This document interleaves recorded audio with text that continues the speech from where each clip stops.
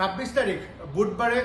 RR versus KKR আৰু সকলোৱে জানে যে RR অধ্যক্ষ হল ৰঞ্জিত বৰঠাকুৰ আনহাতে KKR স্বত্বাধিকাৰী হল বাদশা কিং খান শাহৰুখ খান আৰু শাহৰুখ খানক নিমন্ত্ৰণ জনাইছে RR যেহেতু হোম টিম গতিকে আহে নাহে সেইটো পিছৰ কথা কিন্তু যদি আহে শাহৰুখ খান ক'ত বহিব এই ৰুমটোত বহিব উইকেট টু উইকেট এই ৰুম আছে বৰ্ষাপাৰা ক্ৰিকেট ষ্টেডিয়ামত আমি উইকেটটো দেখুৱাইছোঁ য'ত নেকি বৰ্তমান KKR প্ৰেক্টিছ কৰি আছে শাহৰুখ খানৰ টিমে গতিকে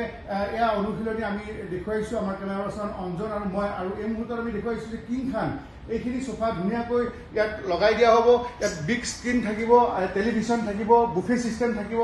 আৰু শাহৰুখ খানৰ লগত ইয়াত নিৰ্দিষ্টকৈ 4জন মানুহে ইয়াত বহি খেল চাব পাৰিব তেওঁৰ সতীৰ্থ তেওঁৰ এছিষ্টেণ্টে থাকিব পাৰিব আৰু সুন্দৰকৈ ইয়াত সোফা আছে ইয়াত টেলিভিছন আছে ইয়াত ডাইনিং টেবুল আছে আৰু অত্যাধুনিকভাৱে ইয়াত মানে সাজু কৰি তুলিছে আৰু শাহৰুখ খানে একেবাৰে উইকেট টু উইকেট মই পোনে পোনে যদি দেখুৱাওঁ তেখেতে ইয়াৰ পৰা উইকেট টু উইকেট এই খেল চাব পাৰিব আৰু বিশ্লেষণ কৰিব পাৰিব বলাৰৰ যিটো তেওঁলোকৰ ইনচুইং আউটচুইং বা স্পীড সকলোখিনি তেখেতে অধ্যয়ন কৰিব পাৰিব আৰু উপভোগ কৰিব পাৰিব আৰু এটা কথা মই তলৰ গেলেৰীখিনি দেখুৱাব বিচাৰিছোঁ যোৱাবাৰ যেতিয়া পাঞ্জাৱ কিংছ 11ৰ স্বত্বাধিকাৰী প্ৰীতি জিন্টা আহিছিলে মই দেখুৱাই দিছোঁ আঙুলিৰে এই ঠাইত বহিছিলে প্ৰীতি জিন্টা আৰু তেখেতৰ কাৰণে এইটো এক্সক্লুচিভলি এইটো ৰুম আছিলে ইয়াত বহিছিলে ইয়াৰ পৰা ওলাই গৈছিলে বাহিৰত ওলাই যোৱা দৰ্জাখন মই এবাৰ দেখুৱাইছোঁ এইফালেৰে প্ৰীতি জিন্টা ওলাই গৈছিলে এক্সক্লুচিভলি কেৱল নিউজ 18 অসম নৰ্থ ইষ্টত এইফালেৰে ওলাই গৈ ইয়াত বহিছিলে প্ৰীতি জিন্টা ইয়াত বহি ইয়াত খেল চাইছিলে আৰু তাৰপিছত প্ৰীতি জিন্টাই কিছু লোকৰ সৈতে অটোগ্ৰাফ দিয়াৰ পিছত আকৌ তেখেতে ভিতৰলৈ সোমাই আহি এয়া সোফাত তেখেতে এনেধৰণে আৰু কিছু ব্যয়বহুল সোফা আনিব অহা কাইলৈ মঙলবাৰে আৰু বুধবাৰে খেল হ'ব সন্ধিয়া 7:30 বজাত RR ভাৰ্চেছ KKR আৰু ইয়াতে তেখেতৰ কাৰণে এনেধৰণে কফি টেবুল আছে তেখেতৰ কাৰণে বুফে চিষ্টেম আছে তেখেতৰ কাৰণে টেলিভিছনৰ দুখন ডাঙৰ স্ক্ৰীণ আছে টেলিভিছন আছে আৰু ইয়াত 4জন বহিব পাৰিব AC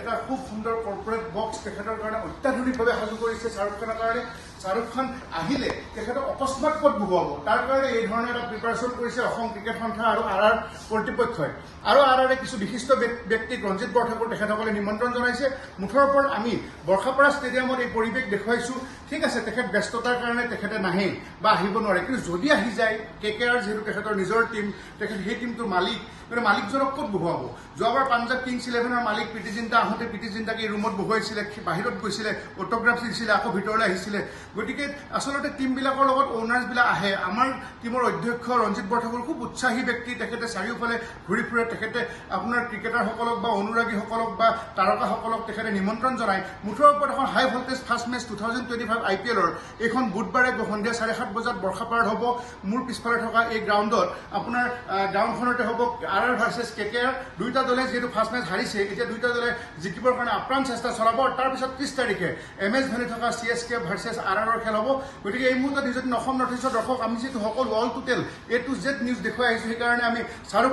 খান কিং বাদশা আৰু এয়া যিগৰাকী বলিউডৰ তাৰকা তেওঁ KKR অ'নাৰ যোৱাবাৰ ডিফেণ্ডিং চেম্পিয়নৰ মালিক শাহৰুখ খান কোনটো ৰুমত থাকিব এই ৰুমৰ সবিশেষ আমাৰ দৰ্শক আমি জনাইছোঁ ধন্যবাদ আপুনি বিচৰা বাতৰি পাব কেৱল নিউজ 18 এপত নিউজ 18 এপ ডাউনলোড কৰিবলৈ স্ক্যান কৰক এই QR কোড গুগল প্লে ষ্টৰতো পাব এই নিউজ 18 এপ